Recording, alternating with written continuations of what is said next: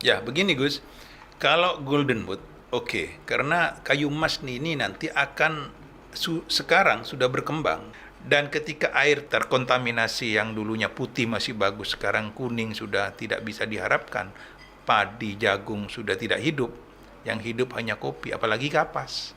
Ini tidak rasa-rasanya tidak mungkin untuk pemintalan benang kembali ada di wilayah Sembagus karena faktor Iya. itu tadi.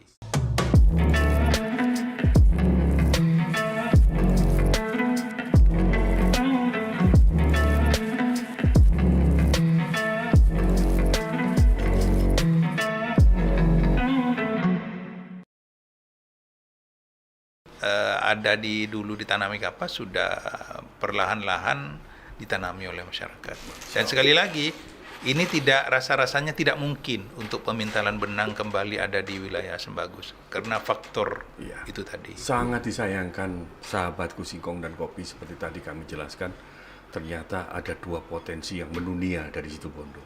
Sekali lagi ada dua potensi yang di dunia ini yang lahir dari Situbondo, yaitu kopi yang memang the best kan begitu, kemudian pemintalan.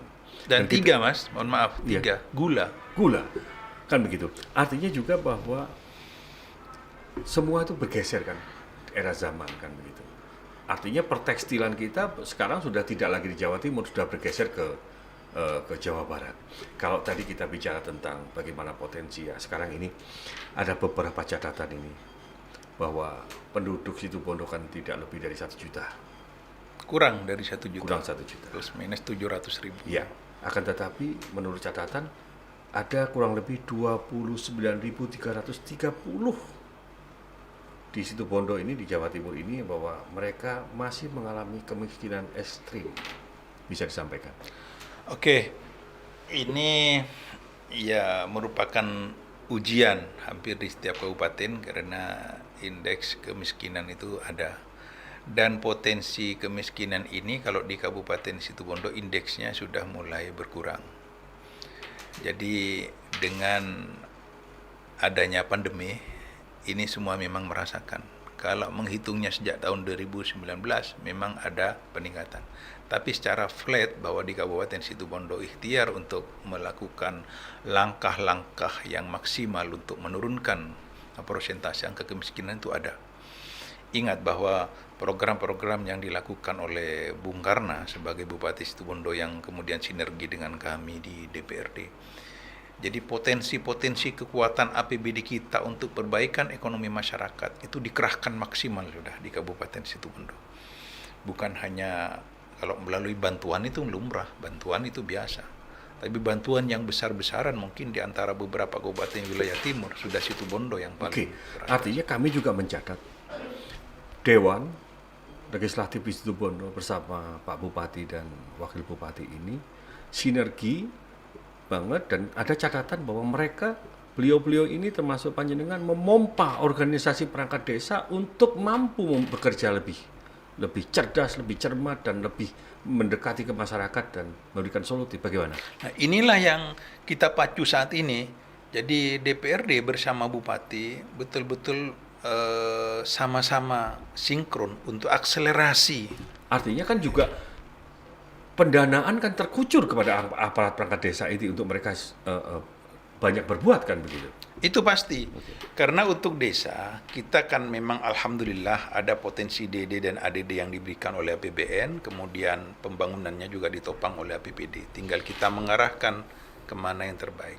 Oke. Jadi saya kira tahapan-tahapan ke depan ini sudah tertata langkah dan mudah-mudahan ikhtiar dan doa kami dijabah oleh Allah Subhanahu wa taala sehingga nanti betul-betul persentase kemiskinan di Kabupaten Situbondo dipimpin oleh Bung Karna dan Nyi Khoi ini tentu bersama kami di DPRD ke depan akan semakin menurun.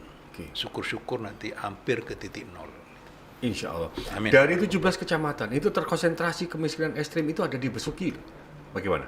Ya, karena di wilayah, artinya potensinya di Besuki berarti Situbondo ke barat. Ketika berbicara Besuki tentunya ke selatan.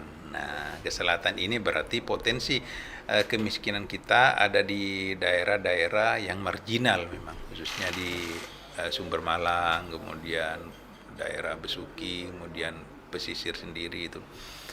Tapi insya Allah dengan kerja-kerja cerdas, dengan kerja keras, kami yakin seyakin-yakinnya bahwa potensi untuk menurunkan persentase kemiskinan dengan energiknya Pak Bupati, dengan ikhtiar maksimalnya Bupati pada hari ini, itu insya Allah tidak lama lagi itu akan segera terselesaikan. Artinya kan bahwa apapun Pak Bupati dan perangkat eksekutif termasuk Dewan tidak akan mungkin bisa berdaya tanpa campur tangan pemerintah provinsi dan pemerintah pusat. Sejauh ini bagaimana?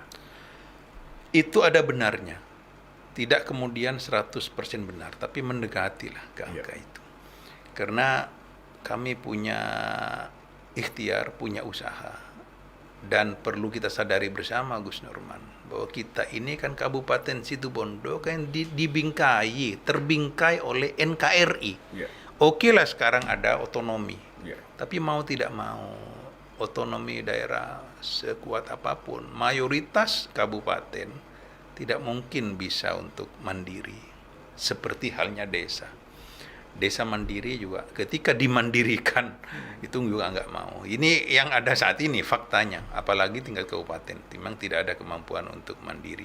Tapi bagaimanapun ketika terbingkai dalam NKRI itu, yang kita masih dalam satu kesatuan wujud yang memang merupakan daerah bawahan yang hanya otonomi mengelolanya saja, tapi intervensi-intervensi itu tetap kita perlukan, tetap kita butuhkan.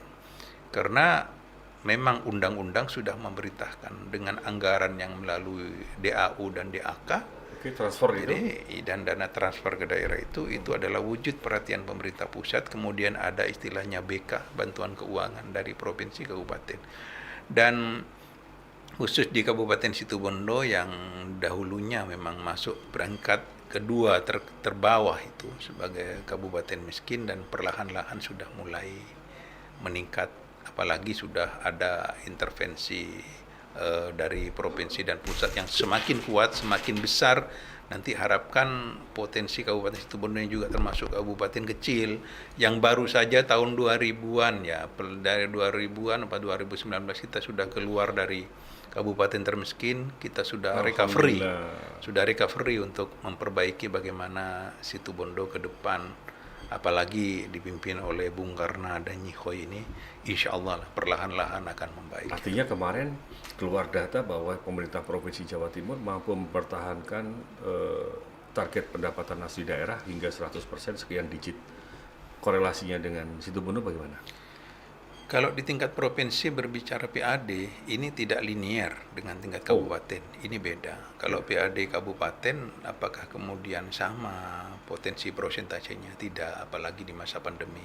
Yang jelas, kami salah satu bagian dari kabupaten yang ikut tren turun dari sisi PAD. Tapi untuk perbaikan-perbaikan ke depan ada potensi-potensi lain yang coba kita gali. Sekarang misalnya bagaimana kita menaikkan persentase perputaran uang di Situbondo. Contoh ini program dari Pak Bupati bersama DPRD. Kita sebentar lagi tahun ini juga akan diupayakan untuk membangun potensi wisata yang kalibernya nanti bukan hanya nasional tapi internasional. Itu di Baluran. Jadi Baluran nanti daerah kami kabupaten akan mengintervensi mewujud pembangunan sarana prasarananya termasuk infrastruktur jalan. Jadi Baluran, di tengah hutan Baluran nanti akan terlintas jalan aspal menuju spek-spek pariwisata. Dan ini sudah gaungnya bukan hanya di Indonesia, tapi turis-turis mancanegara sudah mulai mendengar itu dan ada yang beberapa kali sudah mengawali. Artinya apa? Manfaat multiplier efeknya ini yang kita harapkan. Walaupun Baluran adalah taman nasional yang tentunya milik pemerintah pusat, tapi ketika kami bangun jalan di situ, ada akses jalan, tapi kan ada perputaran uang di situ. Ya, tumbuh berkembang. Nah, yang ini yang kita harapkan. Artinya kan begini, secara jujur kita harus mengakui bahwa DPR di Kabupaten Situbondo bersama Bupati yang saat ini sudah menyiapkan grand design sebuah rencana perekonomian, rencana pola kehidupan yang lebih maju untuk Situbondo. Kan seperti itu? Pasti. Oke. Pasti. Karena bagaimanapun sejak tentunya peralihan kepemimpinan ini kan membawa semangat baru. Ya. Bukan berarti pemimpin sebelumnya tidak berhasil. Ya. Ya tentunya apa nilai-nilai kepemimpinan yang sebelumnya yang baik kita pertahankan, bahkan kita tingkatkan. Ya. Tapi apa yang perlu evaluasi, kita evaluasi. Ya. Tapi grand design yang sudah dicipta, yang sudah direncanakan ketika masa-masa kampanye dulu, ini kan perlahan-lahan pasti akan diwujudkan. Tentunya sinergis dengan kami. Kayaknya ini Jatim News perlu hadir ke sana ini untuk mengeksplor yang dikatakan baluran tadi. Sehingga penyampaian kepada publik, penyampaian kepada masyarakat internasional melalui slide seperti itu, sehingga jauh lebih tampak lebih bagus kemasan bahasanya, sehingga apa yang diinginkan oleh pemerintah Kabupaten Situbondo tentang mengeksplor tentang hutan itu akan sampai baik di Inggris, di Finland, di Denmark, orang-orang yang penghobi alam liar kan seperti itu. Ya saya kira sah-sah saja dan bisa-bisa saja seperti itu, karena potensi-potensi itu justru yang explore itu malah dari mancanegara. Jadi kami beberapa kali ketika ke Taman Nasional, di situ Taman Nasional juga kaget karena justru baluran besar di Belanda, justru potensi baluran besar di Amerika gitu loh. Sehingga entah bagaimana karena kekuatan digital ini akhirnya menggaungnya baluran di dunia internasional, justru mereka yang bawa ke sana. Artinya kan begini, perlu dong pemerintah Kabupaten Situbondo bersama kawan-kawan dewan untuk bersatu erat dengan kawan-kawan di media seperti Jatim News untuk mengeksplor lagi, tidak saja baluran, kita temukan yang lain yang lebih banyak, sehingga perekonomian makin hidup, sehingga Situbondo makin terangkat. Bagaimana seperti itu? Saya kira setuju. Itu adalah ide yang bagus. Tinggal ide itu kita realisasikan dalam wujud nyata di program-program nanti. Jadi bagaimana misalnya Jatim News ini hadir untuk setidaknya memerankan diri. Kasarannya bagaimana sih menjual potensi Kabupaten Situbondo ini sehingga laku di dunia internasional, bukan hanya di tingkat nasional. Karena kan eman kalau mereka hanya di spot-spot kecil, kemudian mereka di TikTok segala macam, kemudian pakai Android-nya mereka, pakai smartphone mereka, kan eman. Tapi kalau itu dikemas dalam sebuah desain, sebuah klip, sebuah ini kan, lalu ditampilkan di mancanegara dan itu ditonton, betapa itu akan mempunyai dampak yang dikatakan tadi panjenengan, ada efek dominonya, dan tentunya Situbondo akan menjadi sasaran turis mancanegara yang akan luar biasa. Sekarang saya ingin lebih spesifik lagi, saya ingin katakan peran Sukoharjo luar biasa. Lahirnya seorang ulama besar, ulama yang turut melahirkan daripada Nahdlatul Ulama, yaitu Romo Kiai Haji As'ad Syamsul Arifin. Dilanjutkan dengan putra beliau yang juga sahabat saya, Kiai Fawaid. Ini pendidikan luar biasa. Bahkan santri-santrinya ini mendunia ini. Hampir tiap provinsi di Indonesia ini santri Sukoharjo juga ada. Bahkan sekarang juga banyak yang jadi pejabat. Bagaimana peran Sukoharjo untuk Situbondo? Ya Gus Norman, Situbondo tanpa Sukoharjo itu pasti ada yang kurang. Itu pasti. Ini bukan bahan tertawaan, tapi ini adalah sejarah. Karena salah satu cikal bakal ketika berdirinya Situbondo itu sudah ada peran-peran juga almarhum pendahulu Sukoharjo, mulai dari Kiai Syamsul Arifin, mulai dari itu. Nah, kemudian pola sepak terbang perjuangan almarhum Kiai As'ad yang juga menasional, sehingga beliau bukan hanya pejuang nasional, tapi pada posisi yang sebenarnya adalah perintis maraknya perjuangan Nahdlatul Ulama di kancah nasional maupun internasional. Nah, inilah potensi Sukoharjo yang jenengan sebutkan tadi. Mau tidak mau kiprahnya khususnya dalam mencerdaskan kehidupan bangsa ini sangat di dunia terasa pendidikan, di dunia pendidikan, khususnya pendidikan keagamaan, dan sekarang juga ada pengembangan di potensi pendidikan umum.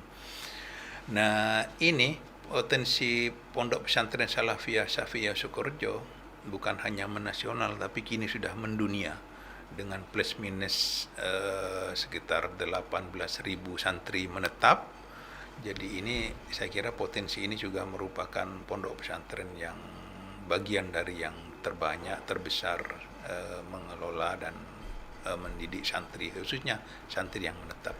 Jenjang pendidikannya pun juga mulai dari tingkat TK sampai perguruan tinggi sampai ke pasca sarjana sudah disiapkan. Dan bukan hanya membangun SDM di tingkat kabupaten, tapi juga di tingkat nasional, bahkan internasional. Karena Pondok Pesantren Salafiyah juga memiliki santri dari berbagai belahan dunia. Jadi ada yang dari Palestina, kemudian ada yang dari Maroko, ada yang dari India, sudah di situ. Nah sekarang pertanyaannya, bagaimana sih kemudian peran-peran Sukorejo yang jenengan maksudkan tadi? Saya katakan awal bahwa Situbondo tanpa Sukorejo rasanya hambar, rasanya ada yang kurang. Karena potensi penataan sumber daya khususnya di bidang pendidikan, karakter-karakter, kemudian pembentukan akhlakul karimah yang disentuh melalui Pondok Pesantren Sukorejo itu sangat terasa manfaatnya di masyarakat. Imbas potensinya bukan hanya di Situbondo tapi ke kabupaten tetangga, ke Banyuwangi, Bondowoso, Jember dan Madura. Itu sangat terasa kental sekali bagaimana Sukorejo didengar di kehidupan masyarakat itu. Nah, apalagi sekarang pengembangan potensi Sukorejo yang sudah mendunia ini, kepemimpinan sekarang di era Al-Mukarram Kiai Raden Ahmad Azaim Brahimi ini semakin menggelorakan kegiatan-kegiatan potensi-potensi yang akselerasi, dipacu untuk maju. Sekarang bukan hanya pembangunan fisik, tapi pembangunan pondok pesantren di bidang lembaga pendidikan sudah dipacu lagi. Ada Universitas Ibrahimi yang siap mengembangkan potensi-potensi SDM kita, bukan hanya dari sisi pendidikan agama, tapi secara umum. Karena di situ ada Fakultas Sains dan insya Allah mudah-mudahan ini segera terwujud. Kita sebentar lagi juga akan ada fakultas kedokteran di situ. Alhamdulillah. Jadi sudah kita perlahan-lahan kita. Artinya kan kalau mau mendirikan fakultas kedokteran, rumah sakit infrastruktur yang tipe A atau B kan sudah harus berdiri.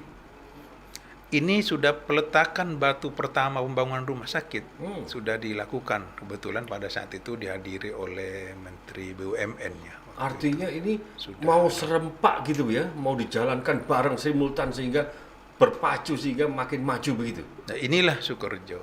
Luar biasa. Jadi insya Allah mudah-mudahan apa yang menjadi inisiasi oleh pengasuh yang sekarang Al-Mukarram Kiai Azaim dan betul-betul dijabah oleh Allah Subhanahu wa taala dan diterima oleh masyarakat internasional, nasional dan lokal, sehingga yang menjadi harapan-harapan ke depan bagaimana potensi-potensi yang ada itu semakin dirasa kemaslahatannya untuk ummah. Kenapa saya tahu dan bercerita Sukorejo menjelaskan seperti ini? Secara kebetulan saya juga bagian di dalamnya, sehingga potensi-potensi di itu kita paham. Saya salah satu umana, salah satu staf pengajar di Fakultas Syariah, sehingga kesehariannya juga di situ. Dan potensi-potensi pengembangan ini kita pahami dan kita ketahui bersama. Saya juga secara kebetulan salah satu pembantu pengurus di situ. Oke, yang perlu dicatat dan sahabatku Singkong dan Kopi, ada dua hal yang secara nasional dan ketika itu kuat-kuatnya Orde Baru. Ketika seorang ulama, seorang yang alim, yaitu Romo Kiai As'ad Syamsul Arifin, mendeklarasikan, menyampaikan bahwa menerima keluarga berencana di tengah persoalan-persoalan umat Islam dengan kondisi Orde Baru. Tapi dengan cerdasnya, dengan bijaknya, Kiai As'ad menerima itu dan ikut membawa dan ikut menyebarkan, bahkan menyarankan untuk di Sukorejo ataupun di Situbondo ikut di Jawa Timur ini untuk mensukseskan keluarga berencana. Yang kedua yang luar biasa, yang patut dicatat, bahwa sahabat Singkong dan Kopi, Romo Kiai As'ad Syamsul Arifin dengan kesederhanaan, dengan pemikiran yang luar biasa, mampu menerima Pancasila sebagai azas tunggal. Bisa dijelaskan, monggo. Terima kasih Gus Norman. Ini sejarah dan itu sudah tercoretkan dalam tinta emas. Tinta emas, betul. Bagaimanapun ini adalah di tingkat nasional. Karisma dan perjuangan Allahumma yarham Ki Haji Raden Asy'ad sudah dirasa maslahat dan manfaatnya oleh negara Republik Indonesia, oleh masyarakat warga negara penduduk Indonesia. Ya seperti yang jenengan tadi, bagaimana hiruk pikuknya persoalan azas tunggal misalnya, satu contoh, dan ini sudah banyak dikupas dari berbagai dimensi. Ketika tidak jelas, rupanya almarhum Hadratus Syekh itu langsung ke pusatnya. Inilah hal yang wajib kita teladani. Ketika hiruk pikuk kiai-kiai ada perbedaan pendapat, kemudian tokoh-tokoh berbeda pendapat tentang Pancasila. Kemudian waktu itu era kepemimpinan almarhum Bapak Soeharto sebagai presiden, dan waktu itu kita tahu bersama lah, kita sama-sama nutut. Nah, untuk mendapatkan kejelasan, hiruk pikuk simpang siur di luar, beliau hilangkan itu dengan langkah beliau langsung menuju sentral. Walaupun dengan pakai sarung dan sandal jepit, beliau langsung ke istana presiden menemui Pak Harto. Setelah berbincang-bincang, setelah berdiskusi, ternyata bahwa pada hakikatnya bahwa Pancasila tidak bertentangan dengan agama. Itu adalah titik akhir. Sehingga perjuangan beliau di Muktamar tahun 1984 di Sukorejo sebagai wal khalli wal aqdi tunggal waktu itu, sehingga NU melalui wasilah beliau. Betul. Sekali lagi NU iya, tapi melalui wasilah Hadratus Syekh almarhum Ki Haji Raden Asy'ad menerima asas tunggal Pancasila. Inilah yang patut kita pelajari. Jadi ketika beliau almarhum itu memutuskan persoalan, tidak kemudian ini begini, kata saya begini, kan tidak begitu. Tapi beliau tetap memerlukan tabayun, klarifikasi dulu. Apa sih yang sebetulnya akar persoalan-persoalan ini dan bagaimana tujuannya ke depan. Sehingga ke sentralnya, setelah di sentralnya, oh ternyata ini tidak bertentangan, lalu diterima, lalu diikuti oleh yang lain, khususnya di kalangan Nahdlatul Ulama. Ini adalah pelajaran berharga yang tentunya patut kita teladani bersama. Ya, di samping itu pula yang patut juga dicatat, kedekatan beliau dengan Panglima ABRI waktu itu Bapak Jenderal LP Murdani sangat luar biasa. Yang tidak kalah pentingnya juga sekarang adalah yang saya lihat, Kiai Fawaid juga mampu loh meletakkan dasar-dasar pembangunan Sukorejo. Bagaimana tidak, beliau sudah mengembangkan yang namanya usaha retail. Beliau mengembangkan, menempatkan anak muda dengan radionya. Ini kan ide-ide yang luar biasa daripada seorang Kiai Fawaid. Gus Nurman, ini sejarah sebetulnya yang paling pantas menyampaikan ketika itu adalah dari unsur kalangan pengurus inti di pondok pesantren. Tapi saya memberanikan diri karena saya tahu, karena saya sering berkumpul dengan beliau-beliau itu. Era kepemimpinan dari masa ke masa pondok pesantren Sukorejo, mulai dari Ki Syamsul, kemudian Ki Asy'ad, kemudian Ki Fawaid, yang mutaakhir adalah Ki Azaim. Ini masing-masing di eranya ini mencipta sejarah. Masing-masing beliau-beliau di eranya itu ada sejarah yang dibuat. Taruhlah sekarang kebetulan di era almarhum Ki Fawaid, saya salah satu kader beliau secara ideologis, dan saya secara pribadi berguru kepada beliau sehingga tahu betul sepak terjangnya, keberaniannya, kemudian ide-ide belialnya bagaimana beliau. Sehingga beliau juga banyak mengajari umat ini bagaimana arti sebuah loyalitas misalnya. Ada kata-kata bijak beliau yang terus terpatri, yang secara pribadi saya sampai sekarang selalu pegang teguh itu. Ada kalimat beliau, loyalitas. Apa sih makna loyalitas? Ternyata loyalitas yang sebenarnya adalah bagaimana ketika pilihan pribadi itu, ketika pilihan itu bertentangan dengan hati nurani. Tapi apa yang menjadi keputusan itu yang harus dipilih, walaupun bertentangan dengan hati nurani, itulah yang harus diikuti. Artinya apa yang menjadi statement keinginan, pendapat pribadi ketika kemudian bertentangan dengan pendapat yang memang yang harus dilakukan karena faktor organisasi, faktor kekuatan sosial, faktor kekuatan yang lain, itu yang harus kita kalahkan. Itulah yang kamu perjuangkan. Jadi ini betapa spektakuler kalimat-kalimat ini yang peletak pondasi perjuangan-perjuangan yang melebar. Karena saya katakan di era kepemimpinan Kiai Fawaid ini kan secara kebetulan beliau terjun langsung. Beliau terjun langsung di kancah politik, kemudian beliau terjun langsung ketika ada persoalan di pemerintahan misalnya. Jadi memang ini adalah stil kepemimpinan, memang berbeda. Nah, ketika sekarang, kalau sekarang jelas bagaimana potensi-potensi Kiai Azaim mengembangkan secara internal sehingga khalayak itu kemudian tahu bagaimana sih keberadaan beliau Kiai Azaim. Beliau itu tahu ketika oh ternyata begini Kiai Azaim, kan beda sekali. Bagaimana kealiman beliau yang sangat dirasakan oleh semua kalangan misalnya. Ya, Saya kira ini sejarah. Iya, dari generasi ke generasi sebenarnya yang patut kita catat ketika Kiai As'ad menanamkan seperti itu. Bisa kita nikmati 10 tahun, 20 tahun setelah beliau berpulang ke rahmatullah. Demikian juga Kiai Fawaid, kan begitu. Baru kita rasakan setelah beliau wafat dan apa yang menjadi fenomena beliau kita rasakan. Rupanya Kiai Zaim juga sekarang menanamkan itu untuk pembangunan daripada Pondok Pesantren Sukorejo sehingga terus berkembang pesat.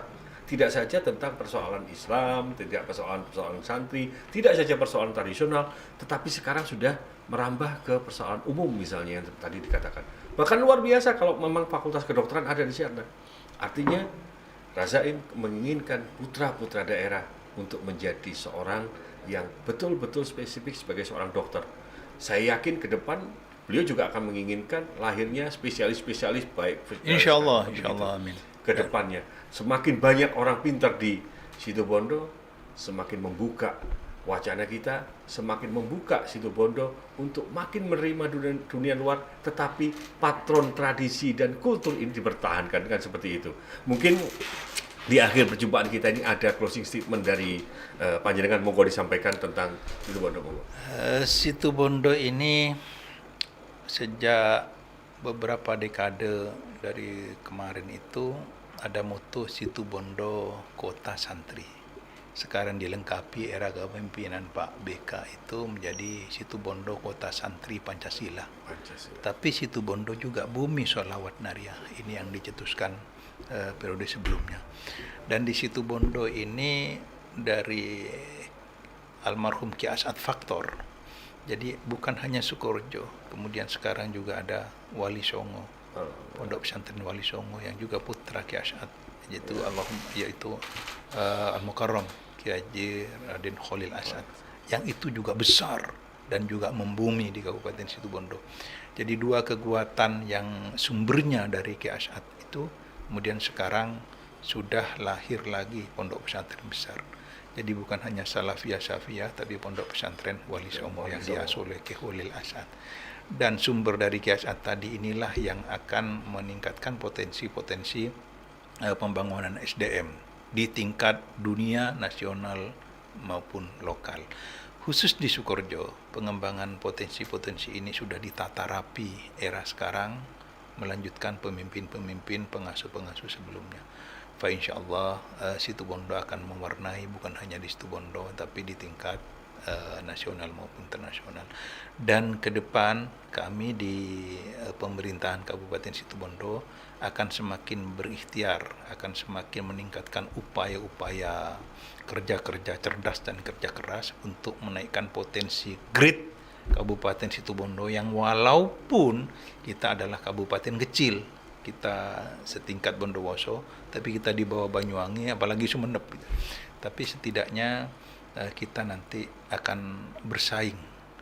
Bagaimana Situbondo ini akan terangkat, akan semakin baik, akan semakin besar potensinya ke depan, sehingga maslahatnya dirasakan oleh masyarakat Kabupaten Situbondo.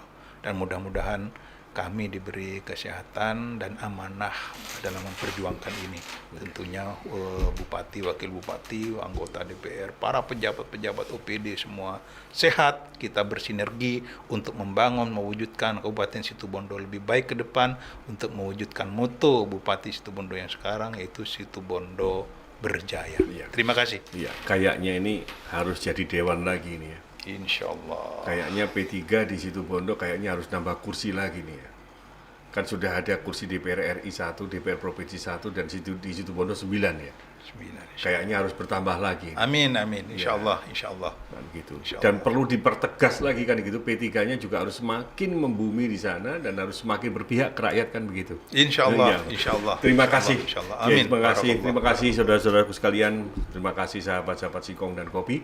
Tentunya pembicaraan kita hari ini tentang Situbondo tidak berakhir di hari ini, tetapi mohon izin untuk kita sambung lagi nanti dengan kawan-kawan eksekutif, Siap. dengan kawan-kawan pesantren, yang tujuannya cuma satu, bahwa kita ingin mentop up agar Situbondo lebih bermartabat, kan seperti itu. Siap. Dan tadi yang sudah dijanjikan bahwa Jatim News akan dilibatkan untuk mengeksplor daripada wisata-wisata yang ada dan potensi-potensi anak muda. Jangan lupa, potensi milenial Situbondo juga luar biasa. Untuk kita bersama-sama agar mereka juga ikut maju dan merasakan pembangunan.